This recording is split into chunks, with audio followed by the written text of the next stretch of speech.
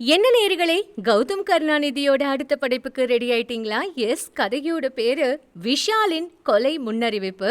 இது ஒரு crime thriller. வாசிப்பது நான் உங்கள் ஆர்ஜே அமிர்தா. கதைக்கு போலாமா? சார், வியர்த்து கொட்டியபடி தன் முன் பதட்டமாக நின்ற அந்த நபரை ஏறிட்டார் சப் இன்ஸ்பெக்டர் ரத்னகுமார். யாரு? என்ன வேணும்? சார், என் பேரு வேல்முருகன். Velmurugan transports owner. உட்காருங்க. ரத்னகுமார் சேரை காட்ட வேல்முருகன் அமர்ந்தார். மூச்சு வாங்கினார்.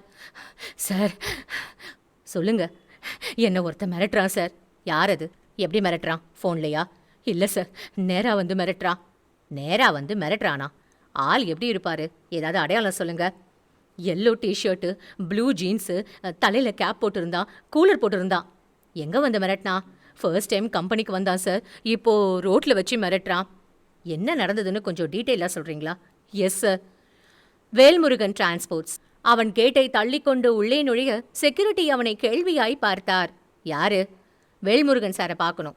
இந்த ரிஜிஸ்டரில் சைன் பண்ணிட்டு போங்க. ஆ. செக்யூரிட்டி கொடுத்த ரிஜிஸ்டரில் அவன் கையெழுத்திட்டான். உள்ளே வந்தான். கண்ணாடி கதவுக்கு வெளியே நின்று கதவை தட்டினான். வேல்முருகன் உள்ளே வரும்படி தலையாட்ட உள்ளே சென்றான். யாரு? சார், நான் யாருன்றது முக்கியம் இல்லை, நான் சொல்ல போகிற விஷயம்தான் முக்கியம். சொன்னவனை திகைப்பாய் பார்த்த வேல்முருகன் கேட்டார். என்ன விஷயம்? சார், இன்னைக்கு புதன்கிழமை. சொல்கிறேன்னு தப்பாக நினச்சிக்காதீங்க. அடுத்த புதன்கிழமை நீங்கள் செத்து போயிடுவீங்க. அவன் சொல்ல வேல்முருகன் கோபமானார். ராஸ்கல், யார்ரா நீ?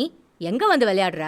எழ முயன்றவர் அவன் கையில் திடீரென முளைத்த பிஸ்டலை பயமாய் பார்த்தார். எழாமல் மீண்டும் அமர்ந்தார். சார், உங்களை கொலை பண்ணுறதுக்கு ஆர்டர் நாங்கள் வாங்கியிருக்கோம். உங்களுக்கு 1 வாரம் கிரேஸ் பீரியட் தந்திருக்கோம். நீங்கள் இந்த உலகத்தில் இருந்து என்னென்ன செய்யணும்னு ஆசைப்படுறீங்களோ அதை இந்த 1 வாரத்தில் நீங்கள் செஞ்சுக்கலாம். உங்கள் ஒத்துழைப்பு எங்களுக்கு ரொம்பவும் அவசியமான ஒன்று. நாங்கள் யாருன்னு தெரிஞ்சுக்க முயற்சி பண்ணாலோ, இல்லை போலீஸ்கிட்ட போனாலோ, இல்லை வேற யார் மூலமாவது எங்களை பற்றி தெரிஞ்சுக்க முயற்சி பண்ணாலோ உங்களோட சாவு உறுதி. ஆனால் கிரேஸ் பீரியட் கிடைக்காது, ஞாபகம் வச்சுக்கோங்க. அவன் சொல்ல வேல்முருகன் தளர்ந்து போய் பார்த்தார். நான் என்ன தப்பு பண்ணேன்? சாரி சார், அதெல்லாம் எங்களுக்கு அனாவசியம். உங்ககிட்ட விஷயத்த கம்யூனிகேட் பண்ணிட்டோம். உங்கள் கோஆப்ரேஷன் எதிர்பார்க்குறோம். நீங்கள் எங்ககிட்ட நல்லபடியாக நடந்தால் உங்களுக்கு வலிக்காத முறையில் சாவு வரும். இது வரைக்கும் எங்ககிட்ட மாட்டி செத்து போனவங்க எல்லாரும் எங்களுக்கு 5 ஸ்டார் ரேட்டிங் கொடுத்துருக்காங்க. நீங்களும் அதே மாதிரி 5 ஸ்டார் ரேட்டிங் கொடுத்து சாவீங்கன்னு எங்களுக்கு நம்பிக்கை இருக்குது. அப்போது வரட்டுமா சார்? கேட்டவன் வேல்முருகனின் பதிலுக்கு காத்திராமல் வெளியே சென்றான். ராஸ்கல், அவன் யார் என்று சிசிடிவி கேமராவில் நிச்சயம் பதிவாகியிருக்கும். அதை போலீசிடம் கொடுத்து அவனை பிடித்து விடுகிறேன். வேல்முருகன் தனக்குள் எண்ணிய அந்த நொடியில் அவன் மீண்டும் உள்ளே வந்தான். டேபிளில் அவன் வைத்திருந்த லேசர் பாயிண்டரை எடுத்தான். அவன் புரியாமல் பார்க்க சிரித்தான். என்ன சார், இது என்னன்னு தெரியலையா? இது லேசர் பாயிண்டர். இதை ஆன் பண்ணி வச்சிட்டா போதும். சிசிடிவி கேமரா எங்கே இருந்தாலும் சரி, அது ஒர்க் ஆகாது.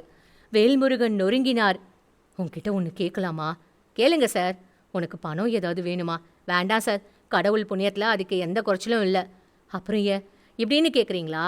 கோவம் வருதா? கோவம் வந்தாலும் சரி, வரலனாலும் சரி, எங்ககிட்ட யார் ஆர்டர் கொடுக்குறாங்களோ நாங்கள் அவங்களுக்கு விசுவாசமாக இருப்போம். தொழில் தர்மம் சார்.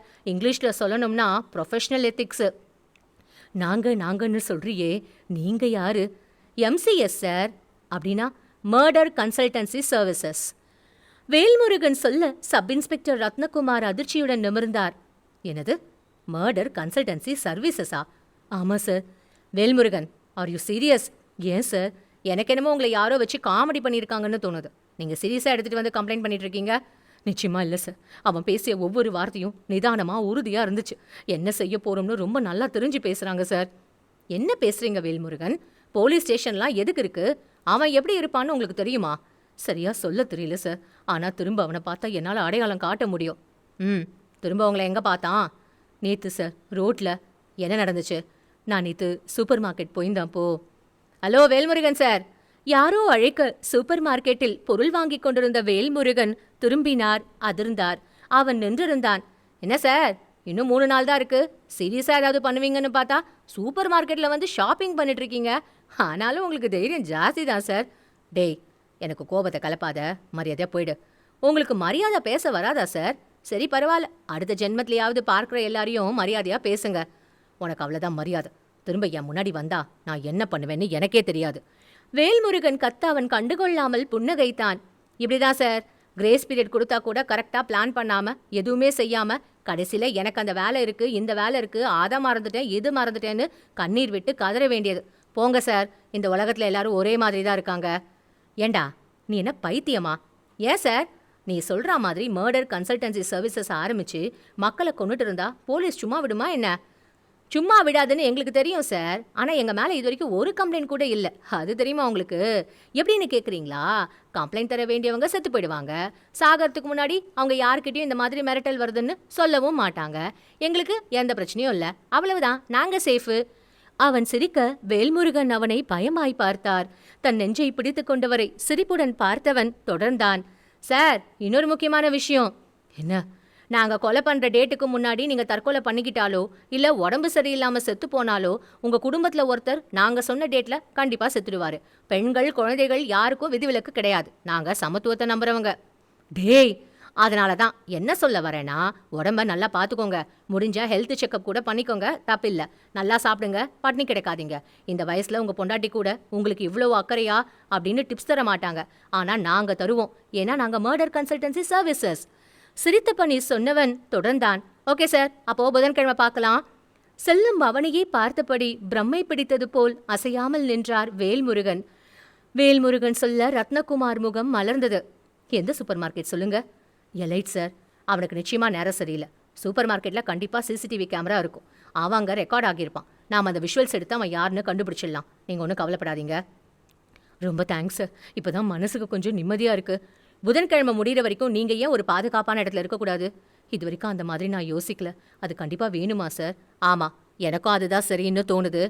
சரி சார், நீங்க வீட்டுக்கு போகாதீங்க. உங்க கம்பெனிக்கும் போக வேண்டாம். வீட்டில் கம்பெனிக்கிட்ட யார்கிட்டையும் எதுவும் சொல்லாதீங்க. ஏதாச்சும் ஒரு ஹோட்டல்ல ரகசியமா தங்குங்க. நீங்க அங்க தங்குறது எனக்கு மட்டும்தான் தெரிஞ்சிருக்கணும். வேற யாருக்கும் தெரியக்கூடாது. மர்டர் கன்சல்டன்சி சர்வீசஸ்னு எதுவுமே இல்லை அப்படின்னு சொல்லிட்டு வந்த அந்த பைத்தியக்காரனை சீக்கிரம் பிடிச்சிடுவோம். அதுக்கப்புறம் நீங்க வீட்டுக்கு போனா போதும். சப் இன்ஸ்பெக்டர் ரத்னகுமார் சொல்ல வேல்முருகன் முகம் மலர்ந்தது. உண்மையாலுமே நீங்க சொல்றது எனக்கு ரொம்ப நம்பிக்கையா இருக்கு சார். ரொம்ப நன்றி சார். It's okay. சொன்னவர் தொடர்ந்தார். ஹோட்டல் உதயம்ல நீங்க ஸ்டே பண்ணுங்க. கொஞ்சம் அவுட்டர் அந்த ஹோட்டல். நீங்க அங்க இருக்கிறது யாருக்கும் தெரியாது. Okay sir. வாங்க, உங்களை நானே அங்கே ட்ராப் பண்ணுறேன்.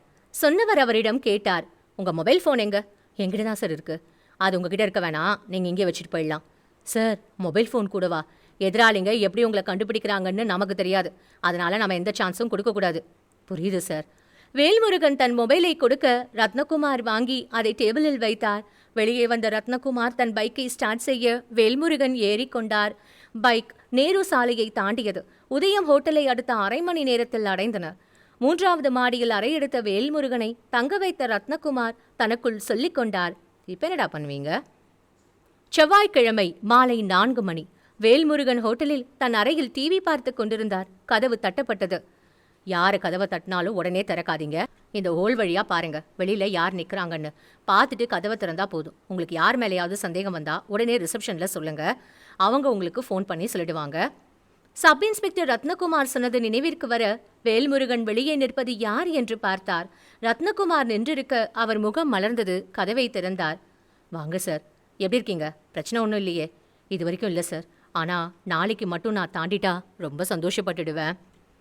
நீங்கள் பயப்பட வேண்டிய அவசியமே இல்லை வேல்முருகன். எவனோ ஒருத்தவங்க கிட்ட விளையாடி பார்த்துருக்கான். இன்னும் சொல்ல போனால் நீங்கள் இப்படி ஹோட்டலில் வந்து ஸ்டே பண்ணுறது கூட தேவையில்லாத ஒரு விஷயந்தான். இருந்தாலும் உங்கள் பாதுகாப்பாக இப்படி இருக்கிறது நல்லதுன்னு தோணுச்சு.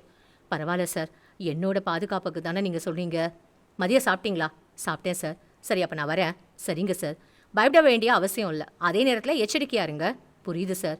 ரத்னகுமார் கிளம்பி போய்விட வேல்முருகன் கதவை தாழிட்டார். டிவியை பார்க்க யாரோ ஒரு நடிகனை பற்றி நலதிட்ட உதவி என்ற செய்தி ஓடிக்கொண்டிருக்க அதில் கவனம் செலுத்தாமல் வேறு சேனலுக்கு மாற்றினார். ஓ சாவு என் கையில தான். ஒரு நாயகன் வில்லனை பார்த்து சவால் விட கடுப்பானவர் டிவியை ஆஃப் செய்தார். மனதில் ஒருவித பதட்டம் ஓடிக்கொண்டிருந்தது. எப்படியாவது நாளை ஒரு நாள் மட்டும் கடந்துவிட்டால் போதும். அதற்கு பின் ஆபத்து இருக்காது. அவருக்கு தண்ணீர் குடிக்க வேண்டும் போல் இருந்தது. வாட்டர் பாட்டில் இருந்த நீரை எடுத்து குடித்தார். இந்நேரம் வீட்டில் என்ன செய்து கொண்டிருப்பார்கள்? என்னை காணோம் என்று தேடிக்கொண்டிருப்பார்களா? அவர்களிடம் சொல்லிவிட்டு வந்திருக்கலாம். ஆனால் இந்த இன்ஸ்பெக்டர் யாரிடமும் சொல்லக்கூடாது என்று சொல்லிவிட்டார். எல்லாமே உண்மையாக இருக்க வேண்டும் என்பதால் சொல்லாமல் வந்தாகிவிட்டது. என்னை மிரட்டியவன் என்ன செய்வான்? என்னை காணோம் என்பது அவனுக்கு நிச்சயம் தெரிந்திருக்கும். தனக்குள் பலவிதமாக யோசித்த வேல்முருகனுக்கு அவன் சூப்பர் மார்க்கெட்டில் சொன்ன விஷயம் பகீர் என்றது. நீங்க இல்லைனா உங்க குடும்பத்துல ஒருத்தர் கண்டிப்பா சாவாங்க. பெண்கள் குழந்தைகள் யாருக்கோ விதிவிலக்கு இல்ல. கடவுளே, அப்படின்னா உங்களுக்கு பிரச்சனை வருமே. இப்பொழுது நான் எதை பற்றியும் யோசிக்காமல் இருக்க வேண்டும். எல்லாவற்றையும் இன்ஸ்பெக்டர் பார்த்துக் கொள்வார். ஆனால் அப்படி யோசிக்காமல் எப்படி என்னால் இருக்க முடியும்? என்னை மிரட்டுபவர்கள் யார் என்று கண்டுபிடித்து என் கையாலேயே கொல்ல வேண்டும். வேல்முருகன் ஆவேசமாய் யோசித்தார். நேரம் கடந்தது. இரவு நெருங்க நெருங்க அவருக்கு பயம் அதிகமானது. நாளை என்று சொல்லிவிட்டு ஒருவேளை இன்று இரவே வந்துவிட்டால்? யோசித்தவர் கதவு தாழிடப்பட்டுள்ளதா என்று உறுதி செய்தார். ரிசப்ஷனுக்கு அழைத்து தனக்கு இரவு உணவு வேண்டாம் என்று யாரையும் அனுப்ப வேண்டாம் என்றும் கூறினார். சற்று நேரம் எதையும் யோசிக்காமல் அமைதியாக அமர்ந்தார். என்னை யார் கொல்ல நினைக்கிறார்கள்? நான் யாருக்கு என்ன கெடுதல் செய்தேன்? யோசித்தார். சிறு வயதில் காதலித்து ஏமாற்றியதால் வடிவு என்னை ஆள் வைத்து கொலை செய்ய நினைக்கிறாளா?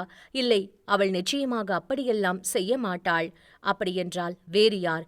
நண்பர்களாக இருந்து பகைவர்களாக யாரும் மாறினார்களா?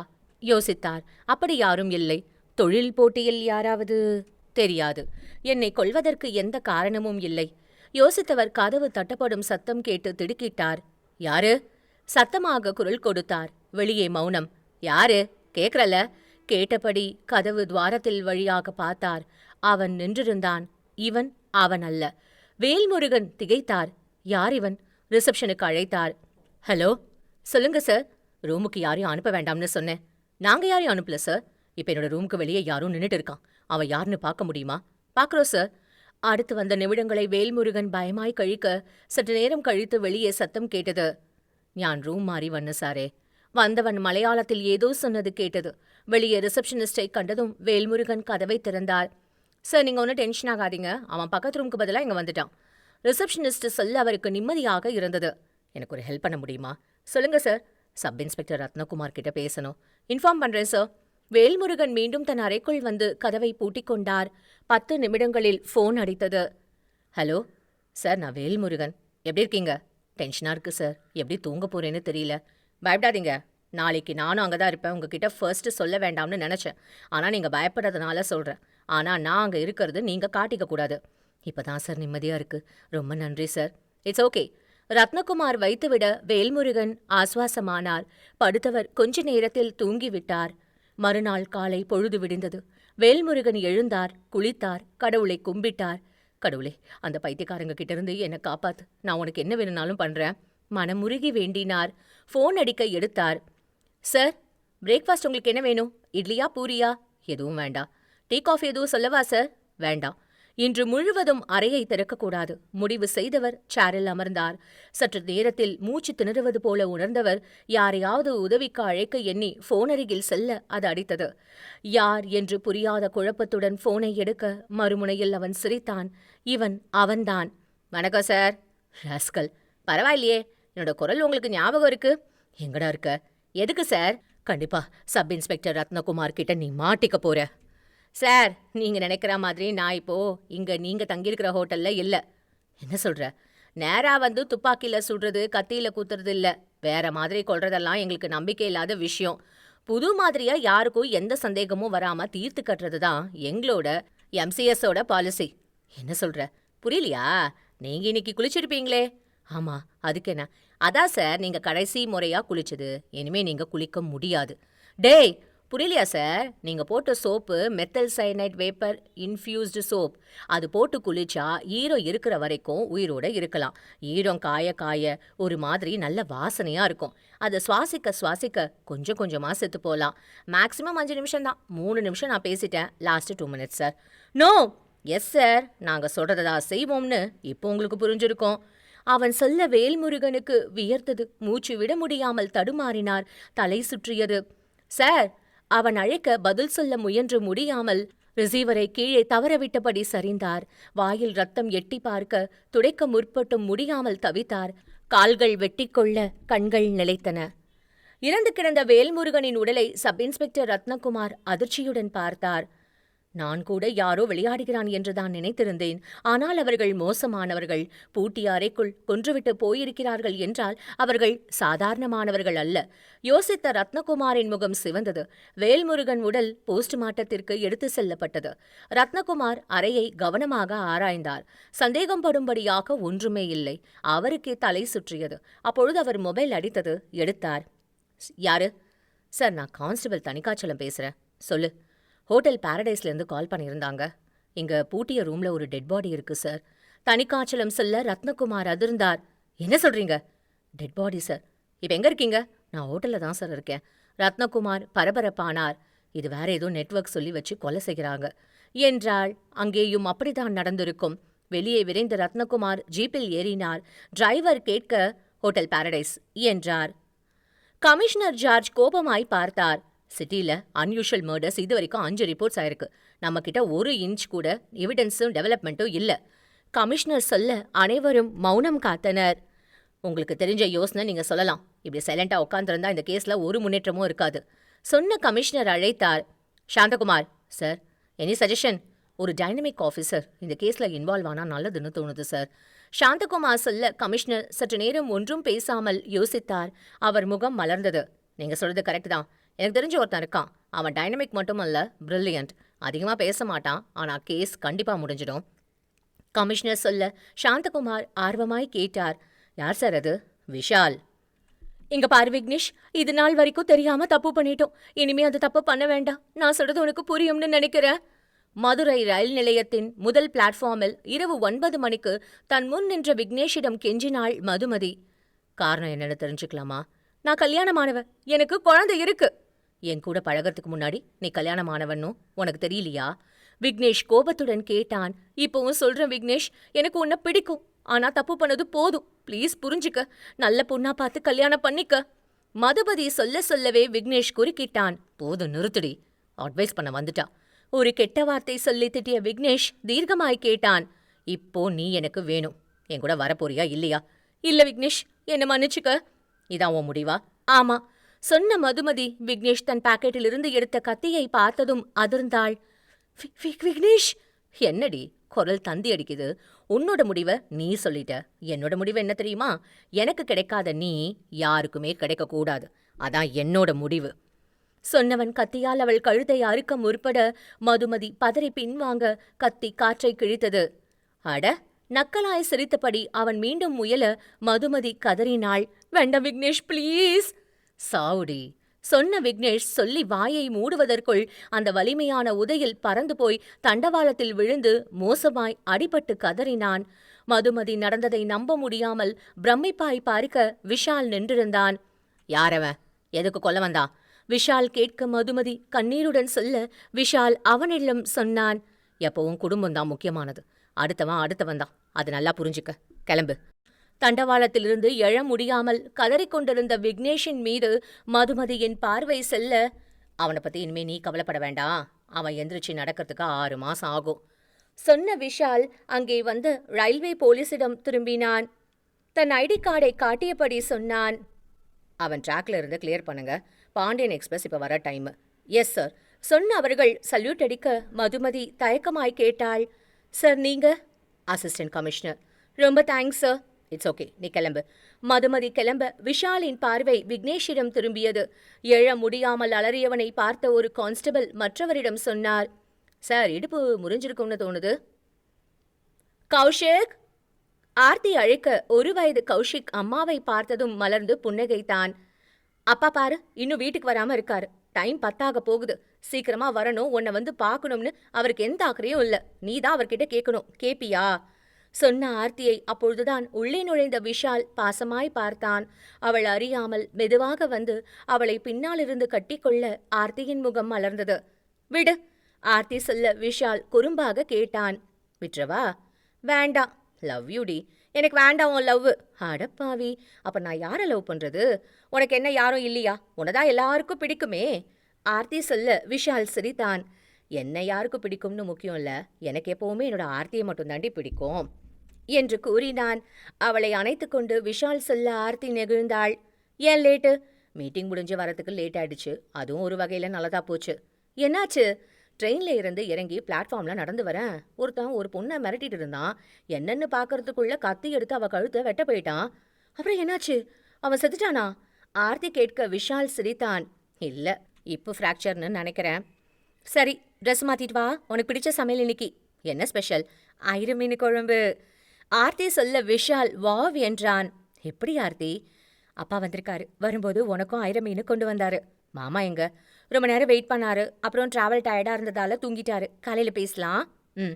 பாத்ரூமில் நுழைந்த விஷால் குளித்துவிட்டு வெளியே வர அவனை ரசித்த ஆர்த்தியை பார்த்து கேட்டான். என்னடி அப்படி பார்க்குற? அந்த கட் மட்டும் விடாம வச்சிருக்க? எக்ஸசைஸு. ஃபர்ஸ்ட் டைம் உன்னை எப்படி பார்த்தேனோ அதே மாதிரி தான் இருக்க. ஆர்த்தி சொல்ல விஷால் பாவமாய் கேட்டான். சோறு கிடைக்குமா? குளிச்சிட்டு வந்ததும் பசி ஜாஸ்தி ஆயிடுச்சு. அதுவும் ஐருமீனு குழம்புன்னு வேற சொல்லியிருக்க, அதான். ஆர்த்தி சிரித்தாள். வா வந்து உட்காரு. சோறு மீனு குழம்பு விஷாலுக்கு பரிமாறியவள் அவன் சாப்பிட்டதை ரசித்தாள். விஷால் கொஞ்சம் சோற்றை குழம்புடன் சேர்த்து பிசைந்து கையில் எடுத்தான். ஆர்த்தி எதிர்பார்க்காத நேரத்தில் அவளுக்கு ஊட்டிவிட அவள் நெகிழ்ந்தாள். விஷால் சாப்பிட்டு முடிக்கவும் அவன் மொபைல் அடிக்கவும் சரியாக இருந்தது. ஆர்த்தி யாருன்னு பாரு. கமிஷனர். கொடு. ஆர்த்தியிடமிருந்து மொபைலை வாங்கிய விஷால் ஹலோ சார் என்றான். மறுமுனையில் கமிஷனர் சொன்னார். கோயம்புத்தூர்லேருந்து கமிஷனர் கால் பண்ணாரு. கோவை ரயில் நிலையம். நாகர்கோவில் கோவை எக்ஸ்பிரஸ் பிளாட்ஃபார்ம் எண் 3 வந்து நின்றது. விஷால் இறங்கினான். அங்கே காத்திருந்த ஒரு இளைஞன் விஷாலை பார்த்ததும் ஓடி வந்தான். Good morning sir. Good morning. நீ? என் பேர் Madan sir, B1 police station SI. Nice. Commissioner sir உங்களுக்கான அரேஞ்ச்மெண்ட்ஸை என்ன பண்ண சொல்லியிருக்காரு. நான் என்ன அவ்வளோ பெரிய விஐபியா? விஷால் சிரிக்க மதன் புன்னகைத்தான். வாங்க சார் போகலாம். சார் உங்களுக்கு ஹோட்டல் ராம் பிரசாத்தில் ரூம் புக் பண்ணியிருக்கேன். கெஸ்ட் ஹவுஸ்லேயே தங்கலாமே, எதுக்கு ஹோட்டல்? இல்லை சார், நீங்கள் வர்றது ரகசியமாக இருக்கட்டும்னு கமிஷனர் சார் தான் ஏற்பாடு பண்ணியிருக்காரு. ஓ, இட்ஸ் ஓகே. அடுத்த அரை மணி நேரத்தில் இருவரும் ஹோட்டல் ராம் பிரசாத்தை அடைந்தனர். சார். சொல்லு மதன். நீங்கள் ரெஃப்ரெஷ் பண்ணிட்டு வந்தால் டிஃபன் சாப்பிட போகலாம் sir. Give me just an hour, I'll be ready. Take your own time sir, நான் ரிசப்ஷனில் வெயிட் பண்ணுறேன். சொன்ன மதன் நகர்ந்து விட விஷால் அறைக்குள் நுழைந்தான். குளித்து முடித்து ப்ளூ ஜீன்ஸ் கிரீம் கலர் டிஷர்ட்டில் வெளிப்பட்ட விஷாலை ஆச்சரியமாய் பார்த்தான் மதன். என்ன மதன்?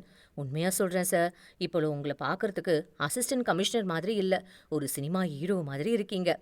அதற்கு பதில் ஒன்றும் சொல்லாத விஷால் கேட்டான். போலாமா? Yes sir. காலை 10 மணி. கமிஷனர் ஜார்ஜ் தன் முன் அமர்ந்திருந்த விஷாலை ஏறிட்டார். இந்த 5 ஃபைலில் இது வரைக்கும் செத்து போனவங்களோட டீட்டெயில்ஸ் இருக்கு. Yes sir. 5 பேரும் ஒரே மாதிரி செத்து போயிருக்காங்க. சூசைட் கிடையாது. பூட்டின ரூமில் ஒரே மாதிரி மர்டர்ஸ். அவ்வளோதான் தெரியும், வேற எதுவும் தெரியாது. புரியுது சார். எனக்கு தெரியும் இந்த கேஸ் ரொம்ப சவாலானது தான். ஆனால் உங்கள் திறமை மேலே எனக்கு அபார நம்பிக்கை இருக்குது. Thank you for trusting me sir. Wish you all the best. Thanks sir. அப்புறம் இன்னொரு விஷயம். சொல்லுங்கள் சார்.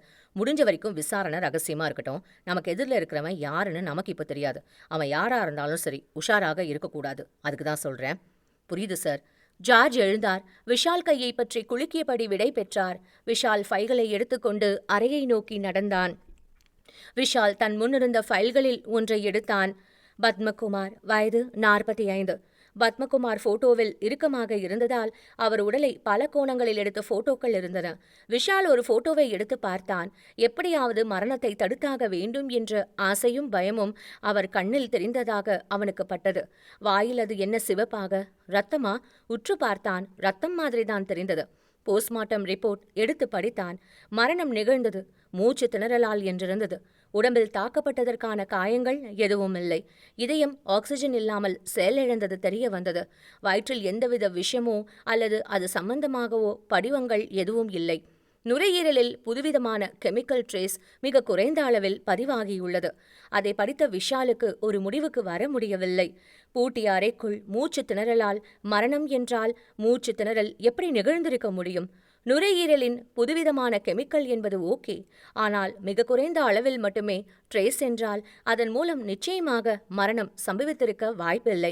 எப்படி? குழம்பிய விஷால் அடுத்த ஃபைலை எடுத்து பார்த்தான். வேல்முருகன், வயது 55. போட்டோக்களை பார்த்தான். ஒரு போட்டோவில் வேல்முருகன் வாயில் ரத்தம் வழிந்தபடி எங்கோ பார்த்தார். கிட்டத்தட்ட முதல் ஃபைல் போலவே அனைத்து விவரங்களும் இருக்க விஷால் போஸ்ட்மார்ட்டம் ரிப்போர்ட்டை படித்தான். நுரையீரலில் ஒரு புதுவிதமான கெமிக்கல் ட்ரேஸ் மிக குறைந்த அளவில் படிந்துள்ளது. விஷாலுக்கு நெருடியது. டாக்டர் பரந்தாமன். விஷால் மொபைலில் கேட்க, எஸ் நீங்க என்றார் மறுமுனையில் டாக்டர் பரந்தாமன். விஷால், நைஸ். சொன்ன டாக்டர் பரந்தாமன் தொடர்ந்தார். கமிஷனர் உங்களை பற்றி சொல்லியிருக்காரு. சொல்லுங்க விஷால், உங்களுக்கு என்ன வேணும்? சிட்டியில் நடந்த ஆக்சுவல் மர்டர்ஸ் போஸ்ட்மார்ட்டம் பண்ணது நீங்கள் தானே? ஆமாம், நான் தான். உங்கள் நேராக மீட் பண்ணலாமா? கண்டிப்பாக மீட் பண்ணலாம், வாங்க. இப்போ ஃப்ரீயா? நான் இன்னைக்கு லீவு, ஃபேமிலியை கூட்டிகிட்டு ப்ரூக்ஃபீல்ட் மால் வந்திருக்கேன். உங்களுக்கு அப்ஜெக்ஷன் இல்லைன்னா எங்கள் கூட வாங்கலை, மீட் பண்ணலாம். எஸ் டாக்டர், அரை மணி நேரத்தில் அங்கே இருப்பேன். வெல்கம். டாக்டரிடம் பேசிய விஷால் அறையை பூட்டினான். காரிடாரில் நடந்து படிக்கட்டு வழியாக கீழே இறங்கினான். ரிசப்ஷனில் இருந்த மதன் எழுந்தான். சார், ப்ரூக்ஃபீல்ட் மால் போகணும். போகலாம் சார்.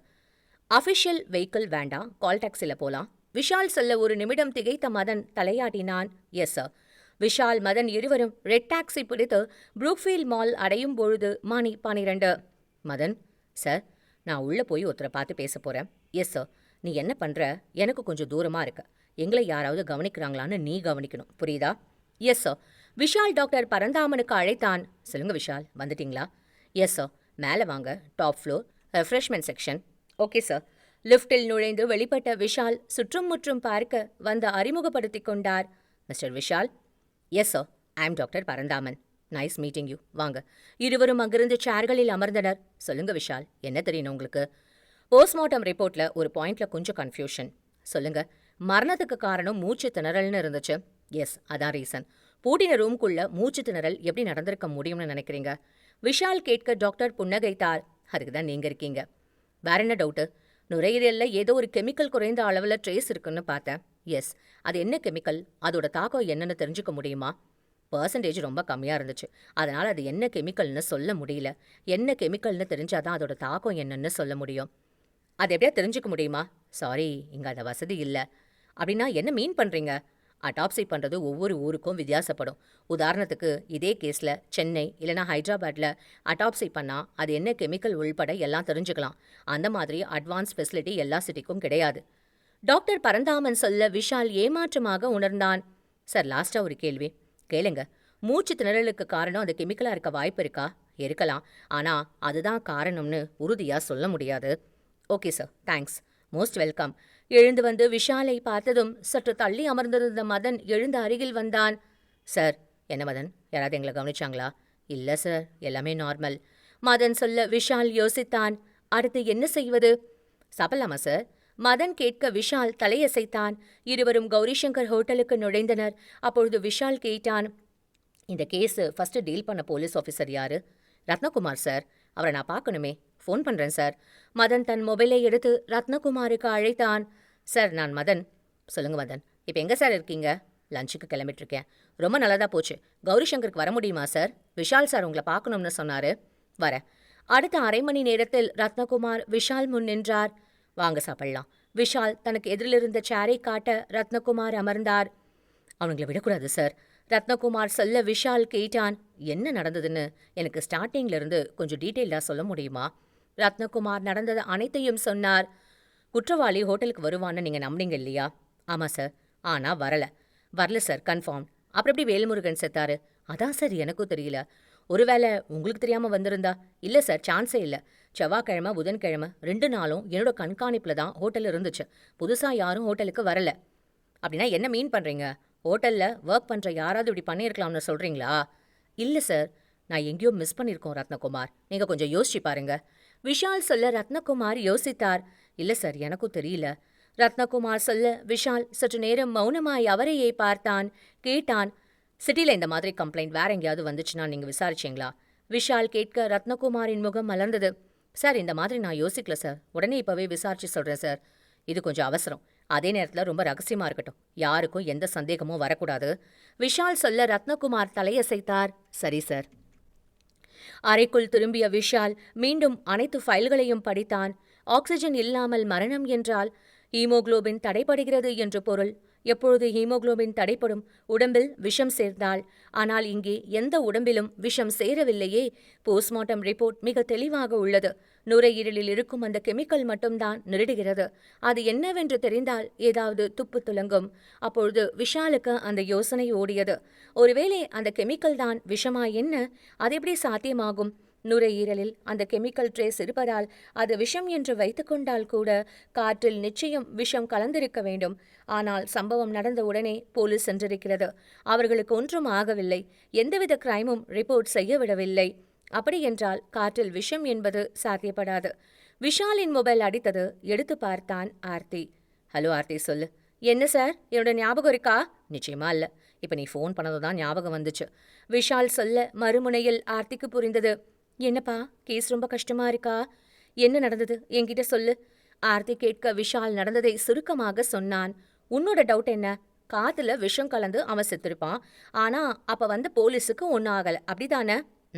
நான் ஒன்று சொல்லவா? உனக்கு யூஸ் ஆகுமான்னு தெரியல. சொல்லு ஆர்த்தி. இப்போ கற்பூரம் இருக்கு இல்லையா? ஆமா, அது வாசனையாவும் இருக்கும். அதே நேரத்துல உடனே ஆவியாயிடும். இது எதுக்கு இப்ப சொல்ற? காரணம் இருக்கு. ஒரு ஆவியாகிற பொருள் மூலமா நீ சொன்ன மாதிரி மூச்சு திணற வச்சு கொன்னுருந்தா, போலீஸ் வரத்துக்குள்ள அந்த பொருள் ஆவியாகி இருந்தா? ஆர்த்தி கேட்க விஷால் பரபரப்பானான். ஒருவேளை அப்படி இருக்குமோ? ஆனா எப்படி? அப்படி ஆவியாகிற பொருள் மூலமா கொலை செய்வது சாத்தியம்தானா? யாரிடம் கேட்பது? டாக்டர் பரந்தாமனுக்கு அழைத்தான். சார், நான் விஷால். சொல்லுங்க. ஒரு டவுட்டு. ஆவியாகிற பொருள் மூலமா மூச்சு திணற வைக்க முடியுமா? நீங்க என்ன கேக்குறீங்கன்னு கொஞ்சம் தெளிவா கேட்கலாமே. அதாவது மரணத்துக்கு காரணம் மூச்சு திணறல்னு சொன்னீங்க. அந்த மூச்சு திணறலுக்கு காரணம் ஒரு விஷமா இருந்தா, அந்த விஷத்த வேப்பரைசிங் சப்ஜெக்ட்ல கலந்து சுவாசிக்க வச்சா மரணம் சம்பவிக்கிறதுக்கு பாசிபிலிட்டி இருக்கா? Why not? நிச்சயமா இருக்கு. டாக்டர் பரந்தாமன் சொல்ல விஷாலின் முகம் மலர்ந்தது. பூட்டிய வீட்டில் கொலை நடந்திருக்கிறது என்றால் இதுதான் பொருந்து போகும் முக்கியமாக காரணம்.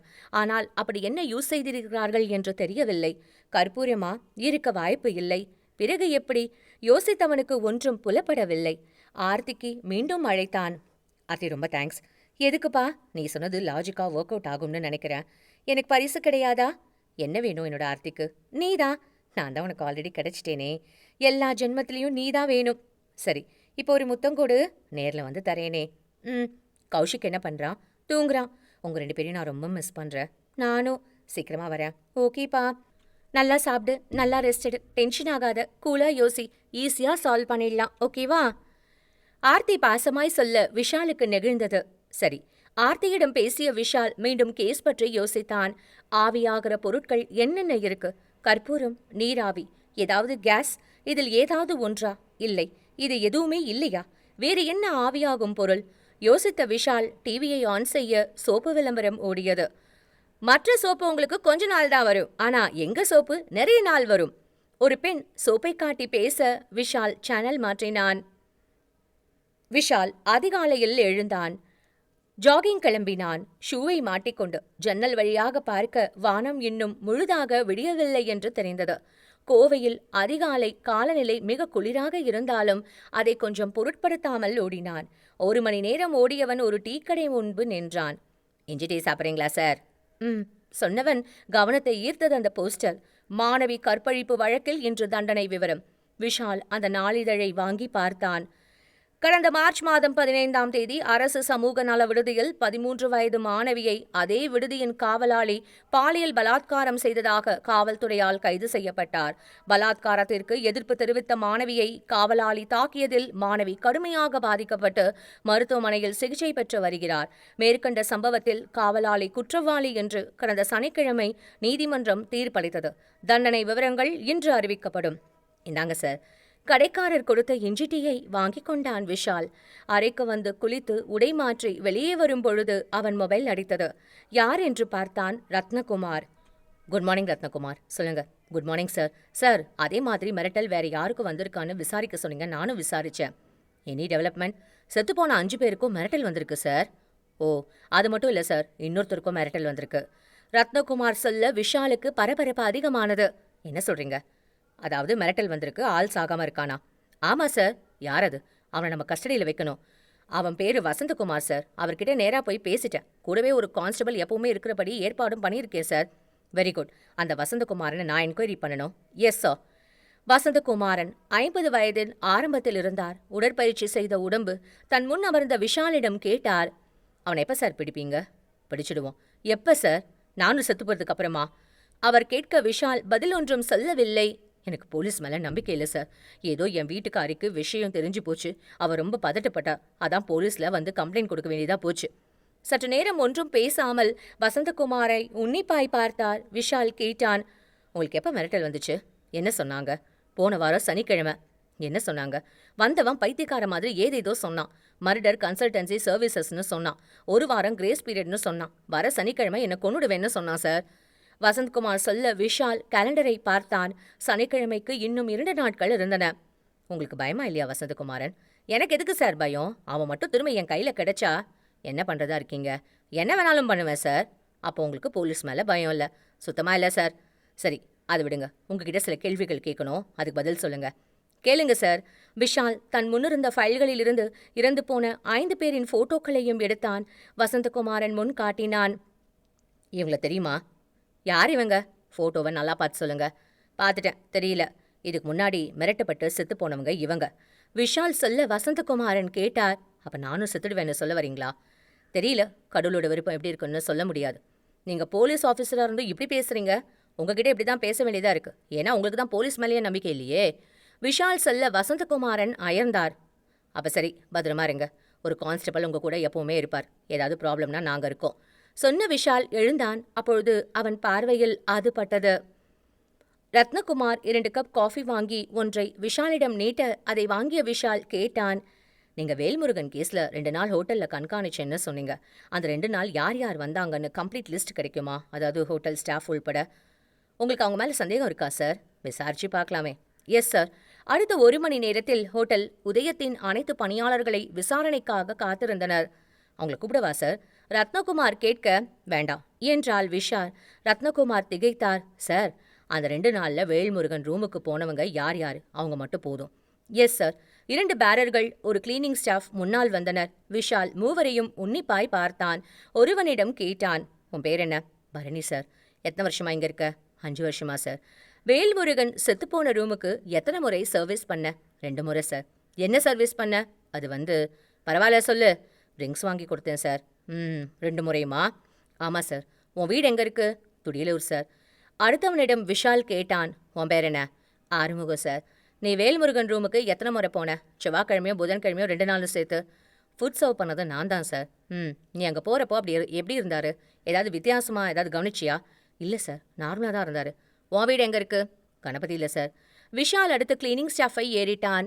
உன் பேர் என்ன? மரியா சார். நீ எப்போ அவர் ரூமுக்கு போன? டெய்லி காலையில் போய் க்ளீன் பண்ணிட்டு வந்துடுவேன் சார். புதன்கிழமை காலையில் போனியா? ஆமாம் சார். எத்தனை மணி இருக்கும்? காலையில் 7 மணி சார். அப்போ வித்தியாசமாக ஏதாவது? இல்லை சார், அவர் நார்மலாக தான் இருந்தார். உன்னோட வீடு எங்கே இருக்கு? சார் என்ன வீடு இல்லையா? நான் ஹாஸ்டலில் இருக்கேன் சார். எந்த ஹாஸ்டலில்? மலர் ஹோம். எங்கே இருக்குது? பெரியநாயக்கன் பாளையம் சார். பேரண்ட்ஸ் எங்கே இருக்காங்க? எனக்குன்னு யாரும் இல்லை சார். மதன், விஷால் அழைக்க, சார் என்று பார்த்தான் மதன். வசந்தகுமாரனுக்கோ செத்துப்போன மற்ற 5 பேருக்கும் ஏதோ ஒரு தொடர்பு இருக்குன்னு எனக்கு தோணுது. அப்படி இல்லாமல் கூட இருக்கலாம். ஆனால் அவர்கிட்ட கேட்டால் அவர் தெரியாதுன்னு சொல்கிறார். எனக்கு என்னமோ அவர் பொய் சொல்கிற மாதிரி தோணுது. வசந்தகுமாரனை பற்றி எனக்கு கம்ப்ளீட் ரிப்போர்ட் வேணும். அவர் என்ன பண்ணுறார்? அவரோட பிஸ்னஸ் என்ன? அவரோட ஃப்ரெண்ட்ஸ் லிஸ்ட்டு யார் இருக்காங்க? அவரோட பேங்க் அக்கௌண்ட்டில் டீட்டெயில்ஸு, இது எல்லாமே எனக்கு வேணும். எனக்கு ஒரு நாள் டைம் கொடுங்க சார், கம்ப்ளீட்டாக விசாரிச்சிடுறேன். மதன் விடை பெற்று போக விஷால் மணி பார்த்தான். மாலை 6 மணி. வெளியே வந்த விஷால் ஆட்டோ பிடித்தான். எங்கே சார் போகணும்? பெரியநாயக்கன் பாளையம். ஆட்டோ கிளம்பியது. கோவை மாநகரத்தின் டிராஃபிக்கில் ஆட்டோ பெரியநாயக்கம் பாளையத்தை அரை மணி நேரத்தில் அடைய டிரைவர் கேட்டார். இங்க எங்க சார்?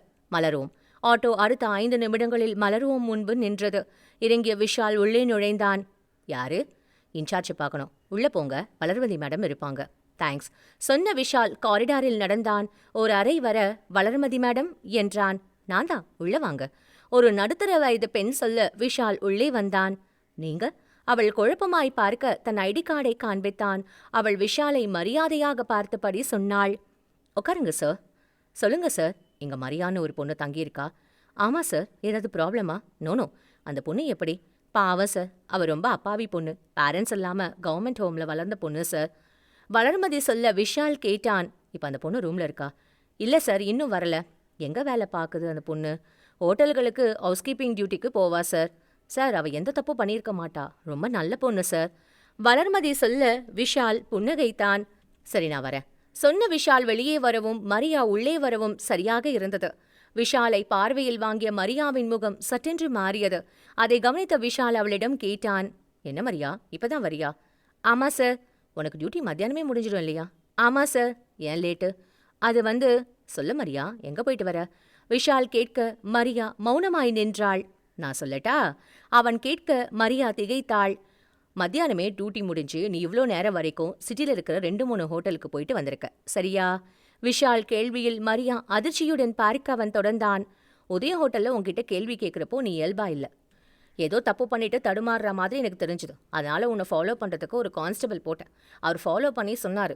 எப்போ நீ பக்கத்தில் இருக்கிற 2 ஹோட்டலுக்கு போயிட்டு உடனே வந்துட்டியோ அப்போவே எனக்கு உன் மேலே டவுட்டு. அதான் உன்னை வெல்கம் பண்ணுறதுக்கு இங்கேயே வந்துட்டேன். இப்போ நீ என்ன பண்ண போறேன்னா உண்மையை மட்டும் சொல்ல போற, சரியா? விஷால் கேட்க மரியா அதிர்ச்சியாக பார்த்தாள். நான் இங்க வந்து உன்னை விசாரிக்கிறப்ப நீ ரொம்ப நல்ல பொண்ணுன்னு சொல்றாங்க. அது மட்டும் இல்ல, நீ கவர்மெண்ட் ஹோம்ல வளர்ந்த பொண்ணு, பேரண்ட்ஸ் இல்லன்னு சொன்னாங்க. ஆமா சார். உண்மைய சொன்னா உனக்கு நல்லது. கொஞ்சம் கூட பொய் கலக்காம என்ன நடந்ததோ அத சொல்லு. சொல்றேன் சார். சித்ரா! லக்ஷ்மி மகளை அழைக்க படித்துக் கொண்டிருந்த சித்ரா, அம்மா சாப்பாடு எதுவும் கொண்டு வந்திருக்கிறாளா என்று ஆர்வமாய் பார்த்தாள். அம்மா வெறும் கையுடன் நிற்பதை பார்த்ததும் உள்ளே எழுந்த ஏமாற்றத்தை எங்கே வெளியில் காட்டினால் அம்மா வருத்தப்படுவாள் என்று தனக்குள்ளே விழுங்கிக் கொண்டாள். சொல்லுமா. பசிக்குதா? பரவாயில்லம்மா. 5 நிமிஷம் பொறுத்துக்க, சோறு ஆக்கிடுறேன், சாப்பிடலாம் சரியா? சரிம்மா. உனக்கு வீட்டு பாடம் கொடுத்துருப்பாங்க தானே? ஆமாம்மா. நீ எழுது. சரிம்மா. சித்ரா வீட்டுப்பாடம் எழுத லக்ஷ்மி சோற்றாக அரிசி எடுக்கும் பொழுது படபடவென்று வர, கூடவே நெஞ்சும் வலிக்க பல்லை கடித்து வலியை தோற்கடிக்க முயன்று முடியாமல் சோர்ந்தாள். உனக்கு ஹார்ட் ப்ராப்ளம் இருக்குமா? ஆபரேஷன் செய்யணும். டாக்டர் சொன்னதை நினைவிற்கு வர அடுப்பை பற்ற வைத்தாள். வலியையும் பொருட்படுத்தாமல் சோறாக்கி சித்ராவிற்கு பிடித்த மாங்காய் சாம்பார் வைத்தாள். சித்ரா! அம்மா! சாப்பிடவாமா? ஆ. சித்ரா எழுந்து வந்தாள். தட்டில் சோறு போட்டு மாங்காய் சாம்பார் ஊற்றி பிசைந்து ஒரு வாய் எடுத்து வைத்த சித்ரா பரவசமாய் உணர அவள் முகத்தை நிறைவாய் பார்த்தாள் லக்ஷ்மி. வேக வேகமாக சித்ரா சாப்பிட்டு முடிக்க லக்ஷ்மி கேட்டாள். குழம்பு நல்லா இருக்காமா? ரொம்ப நல்லா இருக்குமா. நீ சாப்பிடலையாமா? சாப்பிட்றேம்மா. சித்ரா எழுந்து தட்டில் சோறு போட்டு சாம்பார் ஊற்றி அம்மாவிடம் கொண்டு வந்து வைக்க அப்பொழுதுதான் கவனித்தாள் லக்ஷ்மி அசைவில்லாமல் பார்த்து கொண்டிருப்பதை. அவ ரொம்ப பாவம் சார். அவங்க அம்மா செத்து போயிட்டாங்கன்னு அவளால் ஏற்றுக்கவே முடியல. அவளோட அப்பா சின்ன வயசுலேயே அவங்கள விட்டுட்டு போயிட்டாங்க. ஹோமுக்கு வந்த புதுசில் அழுதுகிட்டே இருந்தா. நாங்கள் தான் சமாதானப்படுத்தினோம். நைட்டு தூங்க மாட்டா. காலப்போக்கில் சரியாயிடுவான்னு நினச்சோம் சார். ஆனா மரியா சொல்ல விஷால் கேட்டான். ஆனா அரசு சமூக நல மாணவியர் விடுதி. இரவு 8 மணி. மாணவிகள் அனைவரும் தங்கள் தட்டுகளிலிருந்த சாப்பாட்டை சாப்பிட்டுக் கொண்டிருக்க, சித்ரா மட்டும் எதிலும் கவனம் இல்லாமல் எங்கோ பார்த்தபடி தனியாக அமர்ந்திருந்தாள். அம்மா, நீ எங்கம்மா இருக்க? என்னையும் கூட்டிட்டு போயிருக்கலாம்லம்மா. நீ இல்லாம எனக்கு ரொம்ப கஷ்டமா இருக்குமா. கண்களில் வழிந்த கண்ணீரை சித்ரா துடைக்க 2 இளம் பெண்கள் அவள் அருகில் வந்து நின்றனர். என்னப்பாச்சு? ஏன் அழற? ஒருத்தி கேட்க இன்னொரு பெண் சித்ராவின் அருகில் அமர்ந்து அவளை ஆதரவாய் அணைத்து கொண்டாள். அக்கா, எங்க அம்மா செத்து போயிட்டாங்கக்கா. சரி சரி, நாங்க இருக்கோம். எனக்கு செத்து போகணும் போல இருக்குக்கா. அப்படிலாம் பேசக்கூடாது. வா, வந்து சாப்பிடு. சுஜி! என்ன மரியா? இவளுக்கு உன்னோட தட்டில் சாப்பாடு வாங்கிட்டு வா. இவளை இன்னைக்கு சாப்பிட வச்சிடலாம். இதோ வாங்கிட்டு வர. தட்டை எடுத்துக்கொண்டு போன சுஜி என்று அழைக்கப்படும் சுஜாதா தட்டில் சோறு குழம்பு எடுத்துக்கொண்டு வந்து கொடுத்தாள். எனக்கு வேண்டாங்க்கா, பசிக்கல ப்ளீஸ். சித்ரா சொன்னதை காதில் வாங்காத மரியா, இங்க பாரு, இந்த ஓம்ல இருக்கிற எல்லாருக்கும் இந்த மாதிரி ஏதாவது ஒரு சோக கதை இருக்கும். இங்க நமக்கு நாம தான் புரியுதா? எப்பவுமே சோகமா இருந்தா ஏதாவது தீர்வு கிடைக்குமா? அதிலிருந்து வெளியே வா. உன் அம்மா நீ எப்படி இருக்கணும்னு ஆசைப்பட்டாங்க. நீ நல்லா படிக்கணும், நல்ல வேலைக்கு போகணும்னு ஆசைப்பட்டிருப்பாங்க. முடிஞ்சா அதை செய். மரியா சொல்ல சித்ரா ஒன்றும் சொல்லாமல் பார்க்க மரியா சித்ராவை அணைத்து கொண்டாள். நீ தனியா இருக்கேன்னு நினைச்சுக்காத, நாங்க இருக்கோம். ஃபர்ஸ்ட் சாப்பிடு, வா. சுஜாதா சொல்ல சித்ரா கண்களில் நீர். அன்று நள்ளிரவு ஏதோ சத்தம் கேட்டு எழுந்த மரியா அருகிலிருந்த படுக்கையில் சித்ராவை காணாமல் திகைத்தாள். வெளியே வந்த மரியா சித்ராவை தேடி பார்க்க அவள் எங்கும் இல்லை. மீண்டும் உள்ளே ஓடிய மரியா நன்றாக தூங்கிக் கொண்டிருந்த சுஜாதாவை எழுப்பினாள். சுஜி எழுந்திரி, சுஜி எந்திரி, சித்ராவை காணோம். மரியா பதட்டத்துடன் சொல்ல சுஜாதா சட்டென்றே எழுந்தாள். என்னடி சொல்ற? வா தேடலாம். மரியா சுஜாதா இருவரும் மீண்டும் கேட்டை அடையும் பொழுது யாரோ கீழே கிடப்பது போல் தெரிய இருவரும் ஓடினார்கள். அது சித்ரா. ஆடைகள் கலைந்திருந்தன. மரியா சித்ராவை தூக்க முயல சித்ரா பயங்கரமாய் அலறினாள். வலிக்குதுக்கா. சுஜாதா சத்தம் போட்டாள். செக்யூரிட்டி! சத்தம் கேட்டு செக்யூரிட்டி கோபால் நடந்து வந்தான். தூங்காம இந்நேரத்துக்கு என்ன பண்ணிட்டு இருக்கீங்க? அவன் கேட்க மரியா எதுவும் பேசாமல் கீழே கிடந்த சித்ராவை காட்டினாள். சொன்னாள், ஆம்புலன்ஸ்க்கு ஃபோன் பண்ணுங்க உடனே.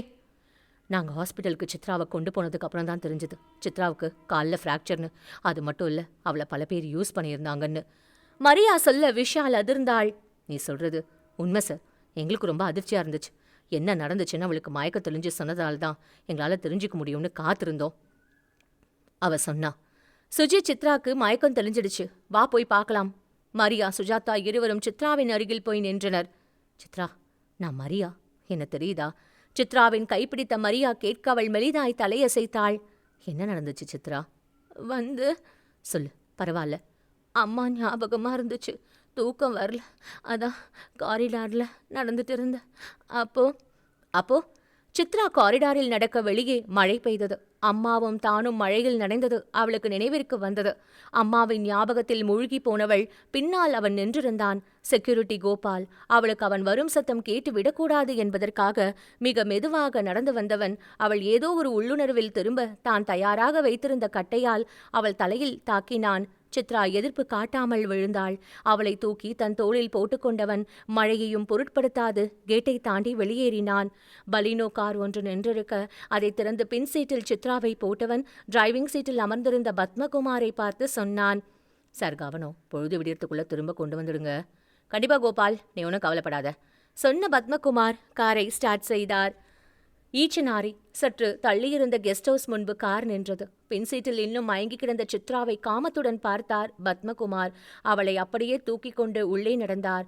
அவர் அப்படி வருவதை பார்த்தார் வேல்முருகன்.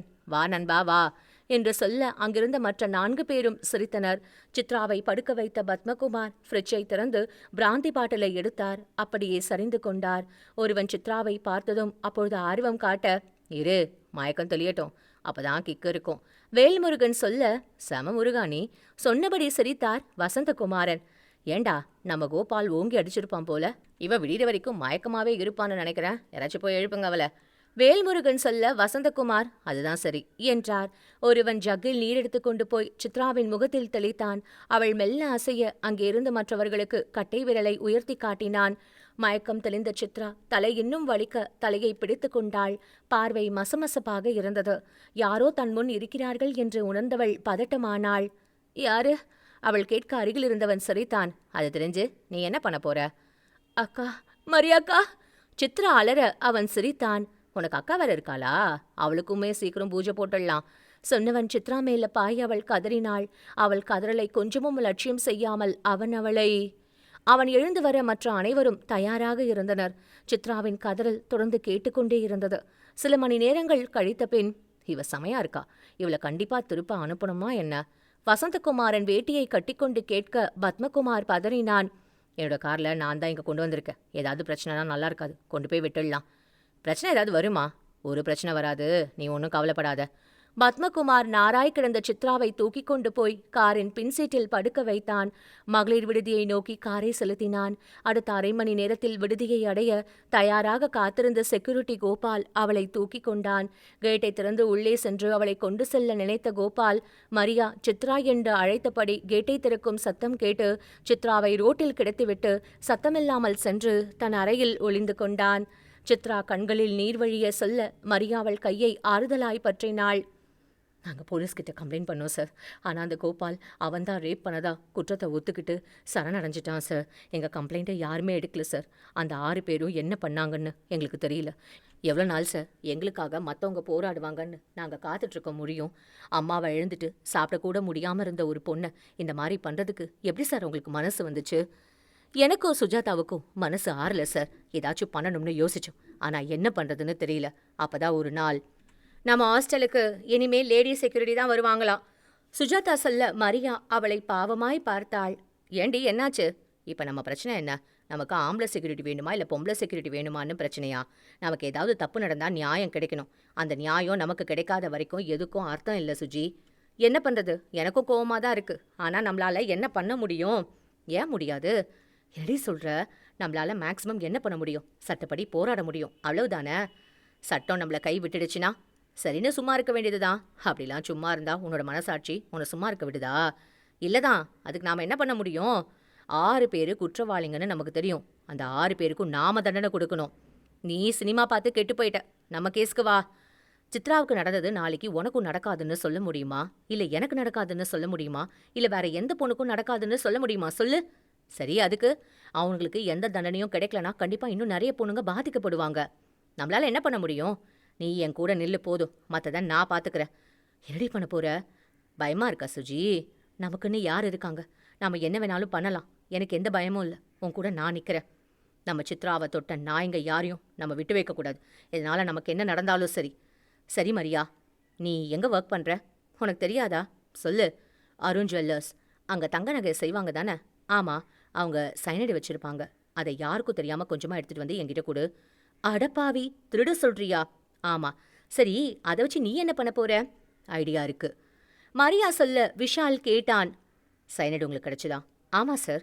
ஆனா அதை வச்சு என்ன பண்றதுன்னு எங்களுக்கு தெரியல. அப்பதான் எங்க கெமிஸ்ட்ரி ப்ரொஃபசர் சந்திரா மேடத்தை பார்த்தோம். நடந்ததை அவங்க கிட்ட சொன்னோம். ஏதாவது ஹெல்ப் பண்ண முடியுமான்னு கேட்டோம். ஃபர்ஸ்ட் அவங்க தயங்கினாங்க. அவங்களுக்கு எந்த பிரச்சனையும் வராதுன்னு சொல்லி வற்புறுத்தினேன். கடைசியா அவங்க ஒரு ஐடியா பண்ணாங்க. அவங்க சாகிறது அவங்களுக்கே தெரியாம சாகணும்னு. மரியா சொல்ல விஷால் கேட்டான். என்ன ஐடியா அது? குளிக்கிற சோப்பு நாங்களே தயாரிப்போம். அந்த சோப்பில் தேங்காய் எண்ணெய் கூட மெத்தில் சைனைட் கேஸ் இன்ஃப்யூஸ் பண்ணி சோப்பு தயாரிச்சா அந்த சோப்பு வேப்பரை சுவாசிச்சா செத்து போலாம்னு சொன்னாங்க. மரியா சொல்ல விஷால் அயர்ந்தான். அது எப்படி ஒர்க் அவுட் ஆகுமா? ஆமாம் சார், ஒர்க் அவுட் ஆச்சு. அப்புறம் என்ன பண்ணீங்க? சோப்பு எங்கள் கைக்கு வந்துடுச்சு. ஆனால் அந்த சோப்பை அவங்க யூஸ் பண்ணணும், அவங்கள யூஸ் பண்ண வைக்கணும். அப்போ என்ன பண்ணுறதுன்னு யோசிச்சோம். மரியா, நீ என்ன பைத்தியக்காரியா? என்ன சுஜி, இவ்வளோ சோப்பு ரெடி பண்ணி வச்சிருக்கோம். ஆனால் அடுத்து என்ன பண்ண போகிறோன்னு நம்மக்கிட்ட ஒரு ஐடியாவும் இல்லை. ஐடியா இருக்குது சுஜி. என்ன? என்னோட ஃப்ரெண்டு தமிழ் வருவான். அவன் வந்து என்ன பண்ண போகிறான்? அவன் வந்ததும் சொல்கிறேன். சொன்ன மரியாவை புரியாமல் பார்த்தாள் சுஜாதா. சித்ரா எப்படி இருக்கா? பரவாயில்ல. அவர்கள் பேசிக்கொண்டிருக்கும் பொழுதே அந்த இளைஞன் உள்ளே நுழைந்தான். வசீகரமாய் சிரித்தான். வெல்கம் தமிழ். சொல்லு மரியா, நான் உனக்கு என்ன பண்ணணும்? நீ அந்த நாய்ங்களை ஒவ்வொருத்தனையும் தனியாக போய் மிரட்டணும். அவனுங்க பயப்படணும். பயப்பட்டு தனியாக வந்து ஏதாவது ஒரு ஹோட்டலில் தங்கணும். இவ்வளவுதானா? இதை பண்ணலாமே. தேங்க்ஸ் தமிழ். ஆமாம், என்னென்ன மிரட்டணும்? நாங்கள் ஒரு அமைப்பு உன்னை கொலை பண்ண போகிறோம்னு, ஒரு வாரத்தில் உன்னை கொலை பண்ண போகிறோம்னு சொல்லு. அந்த ஒரு வாரம் அந்த நாய்ங்க பயந்து சாகட்டும். பிளான் நல்லா இருக்கு, பண்ணிடலாம். அமைப்புக்கு ஏதாவது பேர் இருந்தால் நல்லா இருக்குமே. பேரா? ஆமாம் மரியா, சும்மா மிரட்டுறதை விட ஏதாச்சும் ஒரு பேரை சொல்லி இந்த அமைப்புன்னு சொல்லி மிரட்டினா மக்களுக்கு தனி பயம் இருக்கும். எம்சிஎஸ்னு வச்சுக்க. அது என்ன எம்சிஎஸ்? மரியா, சித்ரா, சுஜாதா. நான் கூட மர்டர் கன்சல்டன்சி சர்வீசஸ்ன்னு நினச்சேன். தமிழ், நீ சொன்னதே நல்லா இருக்கு. அப்படியே மிரட்டு, பண்ணிடுவோம். உனக்கு பயம் கிடையாது தானே? ஏன் கேட்குற? அவனுங்க மோசமானவங்க. கவலைப்படாத. நட்புக்காக நிற்கிறவங்கள எந்த மோசமானவனும் ஒன்றும் பண்ண முடியாது. ஒரே ஒரு டவுட் மட்டும் கேட்டுக்கிட்டா? கேளு. போலீஸ் ஏதாவது வருமா என்ன தேடி? வரலாம், வாய்ப்பு இருக்கு. அடிப்பாவி, செய்ய மாட்டியா? செய்வேன். 6 பேரில் 5 பேரை கொண்டுட்டோம் சார். வசந்தகுமார் மட்டும் அப்போ எங்கேயோ வெளியூர் போயிருந்தான். அவனை தமிழ் மிரட்டினதும் அவன் ஏதாவது ஹோட்டலில் தங்கியிருப்பானதான் அவனை போய் தேடினேன். ஆனால் கண்டுபிடிக்க முடியல. மரியா சொன்ன அனைத்தையும் கேட்ட விஷால் அவளிடம் கேட்டான். அப்போது சரண்டர் ஆயிடுறியா? சார், உங்களை பார்த்தா நல்லவர் மாதிரி தெரியுது. எனக்கு ஒரு நாள் மட்டும் டைம் கொடுங்க. அந்த வசந்தகுமார் எங்கே இருந்தாலும் சரி, நான் அவனை கொன்னுடுறேன். அதுக்கப்புறம் என்னை கொண்டு போய் தூக்கில் கூட போடுங்க, எனக்கு அப்ஜெக்ஷன் இல்லை. மரியா கெஞ்ச விஷால் அவளை கண்டுகொள்ளவில்லை. Sir please sir. உனக்கு அவ்வளோதான் மரியாதை. நீ சொன்னதெல்லாம் நான் ரெக்கார்ட் பண்ணிட்டேன். உன்னை அரெஸ்ட் பண்ணி போலீஸில் ஹேண்ட் ஓவர் பண்ணுற, அதான் என்னோட டியூட்டி. எது சார் உங்கள் டியூட்டி? ஒரு அப்பாவி பொண்ணை கெடுத்தவனை பாதுகாக்கிறது தான் உங்கள் டியூட்டியா சார்? போதும், நிறுத்திக்க. சார், உங்களை கெஞ்சி கேட்டுக்கிறேன். அவன் உயிரோட வெளியில் இருந்தால் நாங்கள் இவ்வளோ நாள் பட்ட கஷ்டத்துக்கு அர்த்தமே இல்லாமல் போயிடும் சார். ஒவ்வொருத்தருக்கும் ஒரு நியாயம் இருக்கும். எனக்கு அதை பற்றி எந்த அக்கறையும் இல்லை. அவங்க குற்றவாளின்னு உனக்கு தோணுச்சுன்னா நீ சட்டப்படி தான் முயற்சி பண்ணியிருக்கணும். நாங்கள் முயற்சி பண்ணோம் சார், எங்களால் முடியல. அதனால தான் நாங்கள் இந்த வழியை தேர்ந்தெடுத்தோம். முன்ன மாதிரி ஒவ்வொருத்தரும் இப்படி போனால் இந்த நாட்டில் சட்டத்துக்கும் நீதிக்கும் என்ன மதிப்பு இருக்குது? சரி சார், நான் சரண்டர் ஆயிடுறேன். இந்த வசந்தகுமாரனுக்கு தண்டனை கிடைக்குமா சார் சட்டப்படி? அது என்னோட பொறுப்பு. ஓகே சார், நீ இப்போ உன் ரூமுக்கு போகலாம். என்னோட அனுமதி இல்லாமல் உன் ரூமை விட்டு நீ எங்கேயும் போயிடக்கூடாது. சரி சார். சொன்ன மரியா தன் அறையை நோக்கி செல்ல விஷால் மதனுக்கு அழைத்தான். Madhan, sir. Any development? Sir, வசந்தகுமார்னு செத்துப்போன 5 பேரும் ஃப்ரெண்ட்ஸ் சார். அவங்க அடிக்கடி ஈச்சனாரி பக்கத்தில் இருக்கிற அவங்க ஃபார்ம் ஹவுஸில் மீட் பண்ணுறது வழக்கம் சார். Very good. வேற என்ன இன்ஃபர்மேஷன் கலெக்ட் பண்ண? Thank you sir. மற்ற டீட்டெயில்ஸை ட்ரை பண்ணிட்டு இருக்கேன் சார். இப்போ எங்கே இருக்க? காந்திபுரம் சார். உடனே கிளம்பி மலரும் வா. பெரியநாயக்கம் பாளையமா சார்? Okay sir. இந்த ஹாஸ்டலில் இருந்து ஒரு பொண்ணு வெளியில் போகாமல் பார்த்துக்கணும். Okay sir. யாருன்னு கேட்காமே ஓகே சொல்கிற? யார் சார்? ஃபோட்டோ வாட்ஸ்அப்பில் அனுப்பியிருக்கேன், பார்த்துக்க. S sir. விஷால் ரத்னகுமாருக்கு அழைத்தான். ரத்னகுமார் சார், வசந்தகுமாரன் எந்த ஹோட்டலில் இருக்காரு? ஹோட்டல் அமீனில் சார். எங்கே இருக்காது? Gandhi park sir. Room number என்ன? 207 சார். ஓகே. விஷால் டாக்ஸி பிடித்து ஹோட்டல் அமீனை அடையும் பொழுது மழை பெய்து கொண்டிருந்தது. படிக்கட்டு வழியாக 2ஆம் தளத்திற்கு வந்தவன் அறை எண் 207 அடைந்தான். அழைப்பு மணியை அழுத்தினான். நீண்ட நேரம் கழித்து வசந்தகுமாரன் கதவை திறந்தார். விஷாலை அலட்சியமாய் பார்த்தார். என்ன விஷயம்? இப்போ வந்திருக்கீங்க? ஒரு சின்ன என்கொயரி. இன்னும் என்கிட்ட என்ன விசாரிக்க வேண்டியது இருக்கு? கொலைக்காரனை பிடிக்க மாட்டீங்க, பாதிக்கப்பட்டவங்க கிட்ட மட்டும் கேள்வி கேட்டுட்டே இருங்க. வசந்தகுமாரன் சலிப்பாய் சொல்ல விஷால் அவரையே உற்று பார்த்தான். கேட்டான். செத்துப்போன 5 பேரையும் உங்களுக்கு யாருன்னு தெரியாதா? அதான் தெரியாதுன்னு ஆல்ரெடி சொல்லிட்டேனே. இன்னொரு கேள்வி. என்ன கேள்வி? கேளுங்க. அந்த சமூக நல விடுதியோட காவலாளிக்கு தண்டனை விவரங்கள் இன்னைக்குன்னு சொன்ன நியூஸ்ல ரவுண்ட் பண்ணி வச்சிருந்தீங்க.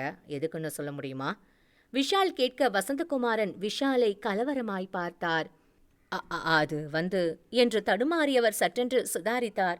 என்னோட பேப்பர், நான் என்ன வேணும்னாலும் பண்ணுவேன். அதுக்கு என்ன? நீங்க என்ன வேணாலும் பண்ணலாம். நீங்க என்ன வேணாலும் ஏற்கனவே பண்ணியிருக்கீங்க. அது நீங்களே ஒத்துக்கிட்டா உங்களுக்கு ரொம்ப நல்லது. என்ன சொல்றீங்க? நான் எதுவுமே தெரியாம இங்க வரல. எல்லாமே தெரிஞ்சுக்கிட்டு தான் இங்க வந்திருக்கேன். விஷால் சொல்ல வசந்தகுமாரன் சிரித்தார். அதான் எல்லாம் தெரியுமே உனக்கு. அப்புறம் அரெஸ்ட் பண்ண வேண்டியது தானே? முடியாதுன்னா செக்யூரிட்டி மட்டும்தான் குற்றவாளின்னு கோர்ட்டில் ப்ரூவ் ஆகியிருக்கு. தண்டனையும் கொடுத்தாச்சு. என் மேலே என்ன சார்ஜ் போட்டாலும் சரி, கோர்ட்டில் நிற்காது. எவிடன்ஸ் இல்லை. வசந்தகுமாரன் சொல்ல விஷால் ஒன்றும் சொல்லாமல் பார்த்தான். என்ன, என் மேலே கோவமா வருதா? உணர்ச்சிவசப்பட்டு என்ன அடிச்சிடாத. ஏன்னா நீ அடிச்சா நான் தாங்க மாட்டேன். எனக்கே நல்லா தெரியும். ஆனால் நீ அடிக்க மாட்டேன். நீ தான் போலீஸ் ஆஃபீஸர் ஆச்சே. சட்டமும் நீதியும் தான் உனக்கு இம்பார்ட்டன்ட். வசந்தகுமாரன் நக்கலாய் சிரிக்க விஷால் தன்னுள் எழுந்த கோபத்தை சிரமத்துடன் கட்டுப்படுத்தி கொண்டு கேட்டான். நீங்க கெடுத்த அந்த சின்ன பொண்ணோட அம்மா அந்த இன்சிடென்ட்டுக்கு கொஞ்ச நாள் முன்னாடி தான் தவறிட்டாங்க. அந்த பொண்ணு அந்த சோகத்துல இருந்து வெளியே வரல. அவ பாவம் இல்லையா? பாவம் புண்ணிய கணக்கு பார்க்கறதுக்கு நாங்க என்ன பரமாத்மாவோட சீடர்களா என்ன? எங்களுக்கு தேவை அப்போதைக்கு ஒரு பொண்ணு, அவ்வளோதான். அவளோட வரலாறெல்லாம் எங்களுக்கு தேவையில்லாது. ஒருவேளை அந்த பொண்ணு செத்து போயிருந்தா? போனா போகட்டும். நம்ம நாட்டில் பொண்ணுங்களுக்கா பஞ்சம்? ஒருத்தி செத்து போயிட்டா அதனால என்ன குடியா முழுகிடும்? சொன்ன வசந்தகுமாரன் சிகரெட்டை பற்ற வைக்க விஷால் கேட்டான். உங்களுக்கு எத்தனை குழந்தைங்க? ஒரே பையன். பெண் குழந்தை இல்லையா? இல்லை. இருந்திருந்தா உங்களுக்கு பொண்களோட மதிப்பு தெரிஞ்சிருக்கும் சார். சரி, இப்போ என்ன பண்ணுறதா உத்தேசம்? நீங்கள் பண்ண தப்பெல்லாம் ஒரு ஒயிட் பேப்பரில் எழுதி கையெழுத்து போட்டு போலீஸில் சரண்டர் ஆகணும். அது இந்த ஜென்மத்தில் நடக்காது. நல்லா யோசிச்சு சொல்லுங்க. ஒரு பெரிய ஆஃபீஸர் நீ, ஆனால் என்கிட்ட காமெடி பண்ணிட்டு இருக்க. என்ன சொல்கிறீங்க? அந்த பொண்ணோட கேஸு கோர்ட்டில் விசாரிச்சு முடிச்சு குற்றவாளின்னு அனௌன்ஸ் பண்ணி தண்டனையும் கொடுத்தாச்சு. இனி நான் போய் சரண்டர் ஆனாலும் ஒன்றும் நடக்காது. நான் சரண்டர் ஆக போகிறதும் இல்லை. அது வேற விஷயம். வசந்தகுமாரன், எப்போவுமே என்னோட மனசுக்குள்ள நான் ஏற்கனவே ஒரு முடிவெடுத்து வச்சிருப்பேன். அந்த முடிவை செயல்படுத்துறதுக்கு முன்னாடி அந்த முடிவால் பாதிக்கப்பட்ட போகிறவங்களை நிறைய வாய்ப்பு கொடுப்பேன். கொடுத்துக்கிட்டே இருப்பேன். ஏதாவது ஒரு வாய்ப்பை யூஸ் பண்ணி அவங்க என்கிட்ட இருந்து தப்பிச்சிடுவாங்கன்னு பார்ப்பேன். அப்படி தப்பிக்கணும்னு ஆசைப்படுவேன். ஆனால் அவங்க தப்பிக்கிறதே இல்லை. விஷால் சொல்ல வசந்தகுமாரன் ஏளனமாய் சிரித்தார். என்ன காமெடி பண்ணுறியா? உன்னால் என்னை என்ன பண்ண முடியும்? ஏன், எதுவும் முடியாதா என்னால்? எனக்கு ஏதாவது நடந்துச்சுன்னா அதுக்கு பதில் சொல்ல போகிறதே நீ தான். அப்படி இருக்கும்போது எனக்கு என்ன நடக்க போகுது? உண்மைதான். உனக்கு ஏதாவது நடந்தா எங்களுக்கு அது செட்பேக் தான். எப்படி? கரெக்டாக பாயிண்ட்டை பிடிச்சிட்டேனா? ஆனால் வசந்தகுமாரன், நீ இன்னொரு விஷயம் தெரிஞ்சுக்கணும். என்னது? தப்பு பண்ணிட்டு அந்த தப்பு பண்ணதால எந்த குற்ற உணர்ச்சியும் இல்லாமல் ரொம்ப திமிரா இருந்தா அதுக்கு இன்னும் ஒரு தண்டனை இருக்கு. அந்த தண்டனையிலிருந்து யாராலையும் தப்பிக்க முடியாது. என்ன சொல்ல வர? உன்னை காப்பாத்திட்டு அந்த பாராட்டை வாங்கறத விட அவமானம் வேற ஏதாவது எனக்கு இருக்க முடியுமா? கேட்ட விஷால் கண்களில் தெரிந்த வெறி வசந்தகுமாரனை பயமுறுத்தியது. என்ன சொல்றீங்க என்று மரியாதைக்கு தாவிய வசந்தகுமாரன் விஷாலை பயமாய் பார்த்தார். ஏண்டா, போலீஸ்னா உனக்கு பயமா இல்லையா? பயப்பட மாட்டியா? என்னைக்காவது போலீஸ்கிட்ட அடி வாங்கி இருக்கியா? வாங்கியிருந்தா தெரியும் உனக்கு. ஜென்மத்துக்கும் போலீஸ்னா பயம் இருக்கும். விஷால் சொல்ல வசந்தகுமாரன் எச்சில் விழுங்கினார். நான் தப்பா பேசுனதுக்கு என்ன? என்னடா மன்னிப்பு கேட்குறியா? அப்பவே கேட்டிருந்தா ஒரு வேளை மன்னிச்சிருப்பேன். இப்போ டூ லேட். என்ன எதுவும் பண்ணிடாதீங்க சார். நீங்கள் என்ன சொன்னாலும் கேட்குறேன் சார். வசந்தகுமாரன் சொல்ல விஷால் அவர் அருகில் வந்தான். என்ன சொன்னாலும் கேட்குறியா? ஆமாம் சார். உன்னோட பையன் என்ன பண்ணுறான்? இன்ஜினியரிங் காலேஜில் ஃபைனல் இயர் படிக்கிறான். அவனுக்கு ஃபோன் பண்ணி 10 லட்சம் பணம் எடுத்துகிட்டு போய் ஹாஸ்பிட்டலில் இருக்கிற சித்ரா பொண்ணுக்கிட்ட கொடுக்க சொல்லு. 10 லட்சமா? நியாயமாக பார்த்தா உங்ககிட்ட இருக்கிற சொத்து எல்லாமே அந்த பொண்ணுக்கு கொடுக்கணும். இல்லை, 10 லட்சம் நான் கொடுத்துட்றேன். உன்னோட பையனுக்கு ஃபோன் பண்ணி சொல்லு. விஷால் சொல்ல வசந்தகுமாரன் விஷாலை பயமாய் பார்த்தபடி தன் மொபைலை எடுத்து தன் மகனுக்கு அழைத்தார். கண்ணா, நான் தான். நீ நம்ம அக்கௌண்டன்ட் கிட்ட 10 லட்சம் பணம் வாங்கிட்டு கவர்மெண்ட் ஹாஸ்பிட்டலில் ட்ரீட்மெண்ட் எடுத்துட்டு இருக்கிற சித்ரா கிட்ட கொடுத்துடு. மறுமுனையில் ஏதோ கேட்கப்பட வசந்தகுமாரன் பதட்டமாய் சொன்னார். இது உடனே பண்ணிட்டு, ரொம்ப அர்ஜென்ட்டு, பண்ணிட்டு எனக்கு சொல்லுப்பா. ஃபோன் பேசி முடித்த வசந்தகுமாரன் விஷாலை பார்த்தார். நான் பணம் கொடுக்க சொல்லிட்டேன். கேட்டுட்டு தானே இருந்தேன். நேரம் கடந்தது. வசந்தகுமாரின் மொபைல் அடிக்க விஷாலை பார்த்தார். ஃபோன் எடுத்து பேசு, ஆனால் ஸ்பீக்கரில் போடு. விஷால் சொல்ல தலையசைத்த வசந்தகுமாரன் எடுத்தார். அப்பா, அந்த பொண்ணுக்கிட்ட யாரோ சுஜாதான்னு இருந்தாங்க. அவங்க கிட்ட தரவா? அவங்க தான் சித்ராவை பார்த்துக்கிறாங்க. வசந்தகுமாரன் விஷாலை பார்க்க விஷால் சம்மதமாய் தலையசைத்தான். சரிப்பா, அவங்ககிட்டே கொடுத்துடு சொன்ன வசந்தகுமாரன் விஷாலிடம் திரும்பினார். நான் அந்த பொண்ணுக்கு படம் கொடுத்துட்டேன். அதனால நீ பண்ணது சரியா போயிடுச்சா? இல்லை, அப்படி நான் சொல்லலை. நீ பண்ண தப்புக்கு நீ தண்டனை அனுபவிச்சு தான் ஆகணும். விஷால் சொல்ல வசந்தகுமாரன் பயமாய் பார்த்தார். நான் தான் பணம் கொடுத்துட்டேனே, அந்த பணம் நீ பண்ண பாவத்துக்கு பிராயச்சித்தம் இல்ல. அந்த பொண்ணுக்கு ஒரு ஆறுதல், அவ்வளவுதான். குற்றம் செஞ்சவங்க எல்லாம் பணத்தை கொடுத்துட்டு தண்டனையில இருந்து தப்பிச்சிடலானா அப்புறம் நியாயத்துக்கு ஏதாவது மதிப்பு இருக்கா? சொல்லு சார், சொல்லு. நான் வேணும்னா சரண்டர் ஆகவா? அதான் ஒன்றும் நடக்காதுன்னு நீயே சொல்லிட்டியே, அப்புறம் எதுக்கு இந்த கொஸ்டின்னு? கேட்ட விஷாலை வசந்தகுமாரன் தவிப்பாய் பார்த்தார். விஷால் தொடர்ந்தான். உன்னை அப்படியே விட்டுட்டு போக என்னால் முடியாது. ஏன்னா நீ ஒரு சந்தர்ப்பவாதி. சந்தர்ப்பம் உனக்கு சாதகமாக இருந்தா நீ ஒரு மோசமான கிரிமினலாக இருப்ப. இல்லைனா உன்னை காப்பாற்றிக்க நீ எது வேணாலும் பண்ணுவ இல்லையா? அது ஆமாவா இல்லையா? விஷால் கேட்க வசந்தகுமாரன் தலைகுனிந்து நின்றார். சரி கிளம்பு. விஷால் சொல்ல புரியாமல் பார்த்தார். எங்க சொன்னதா வருவியா? இல்லை வரேன். வசந்தகுமாரன் கிளம்பினார். விஷால் வசந்தகுமாரன் இருவரும் கீழே வந்தனர். புறப்பட தயாராக இருந்த டாக்ஸியில் ஏறிக்கொண்டனர். அடுத்த அரை மணி நேரத்தில் டாக்ஸி கெட்வெல் ஹாஸ்பிட்டல் முன்பாக நின்றது. வசந்தகுமாரன் புரியாமல் பார்த்தார். இங்க எதற்கு? எந்த கேள்வி கேட்காம இறங்கி என் பின்னால வா. விஷால் செல்ல வசந்தகுமாரன் பயமாய் பின்தொடர்ந்தார். விஷால் டாக்டரிடம் செல்ல அவர் தலையசைத்தார். வசந்தகுமாரன் ஒரு படுக்கையில் படுக்க வைக்கப்பட்டார். என்ன நடக்கிறது என்று புரியாமல் பார்த்தவருக்கு ஒரு இன்ஜெக்ஷன் போடப்பட அவர் மயங்கினார். மீண்டும் மயக்கம் தெளிந்த வசந்தகுமாரன் எழ முயன்று முடியாமல் களைப்பாய் படுத்தார். சற்று தள்ளி விஷால் நின்றதை பார்த்து கேட்டார். என்னாச்சு எனக்கு? ஒன்றும் இல்லை. நீ பொண்ணுங்களை பற்றி ரொம்ப மோசமாக பேசின. பெண்மையை மதிக்காத உனக்கு ஆண்மை தேவையில்லைன்னு தோணுச்சு. அதான் உனக்கு கேஸ்ட்ரேஷன் பண்ணிட்டோம். அப்படின்னா என்னென்னு பார்க்குறியா? ஆண்மை நீக்கம். இனிமே நீ உயிரோடு இருக்கலாம். உயிரோட மட்டும் இருக்கலாம். அவ்வளவுதான். விஷால் சொல்ல வசந்தகுமார் ஆத்திரமாய் கத்தினார். நான் உன்னை சும்மா விட மாட்டேன். சொன்னவரை சிரிப்பாய் பார்த்த விஷால் சொன்னான். ஆத்திரப்படாம நீ பண்ண தப்புக்கு இது தண்டனைன்னு நினைச்சி அமைதியா இருக்கப்பாரு. ஆயுளாவது கொஞ்சம் ஜாஸ்தியா இருக்கும். இப்படியே கோவப்பட்டிருந்தா பிபி ஜாஸ்தியாகி செத்து போயிடுவ. வசந்தகுமாரன் மீண்டும் ஏதோ சொல்ல வர அதை கண்டுகொள்ளாத விஷால் வெளியே வந்தான். மதனுக்கு அழைத்தான். மதன், சார், அந்த பொண்ணுக்கும் இந்த கேஸுக்கும் சம்மந்தம் இல்லை. நீ கிளம்பி வா. சரி சார். சற்று நேரம் யோசித்த விஷால் மரியாவுக்கு அழைத்தான். சார், எப்போ சரண்டர் ஆகிற? எப்போ வேணாலும் சார். வேண்டாம். விஷால் சொல்ல மரியா நம்ப முடியாமல் கேட்டாள். சார், நீ பண்ணது தப்பு தான். ஆனாலும் இந்த கேஸில் உன்னை போலீஸில் ஹேண்ட் ஓவர் பண்ணணும்னு எனக்கு தோணலை. ரொம்ப தேங்க்ஸ் சார். அதுக்காக இதையே அட்வான்டேஜாக வச்சுக்கிட்டு திரும்ப தப்பு பண்ண போகாதீங்க. கண்டிப்பாக தப்பு பண்ண மாட்டேன் சார். அந்த பொண்ணை நல்லா பார்த்துக்கோங்க. கண்டிப்பாக சார். அப்புறம் இன்னொரு விஷயம். சொல்லுங்கள் சார். கையில் இருக்கிற சோப்பு எல்லாமே கம்ப்ளீட்டாக டிஸ்போஸ் பண்ணியிருக்கணும். நிச்சயமாக பண்ணிடுறேன் சார். Okay sir. ரொம்ப தேங்க்ஸ் சார். It's okay. என்ன சொல்கிறீங்க? கமிஷனர் சார்ஜ் நம்ப முடியாமல் கேட்டார். நான் ரொம்ப ட்ரை பண்ணேன் சார். ஆனால் இந்த கேஸ் உண்மையிலேயே ரொம்ப சேலஞ்சிங்காக இருக்குது. யார் இப்படி பண்ணாங்கன்னு என்னால் சுத்தமாக கண்டுபிடிக்க முடியல sir. I am sorry sir.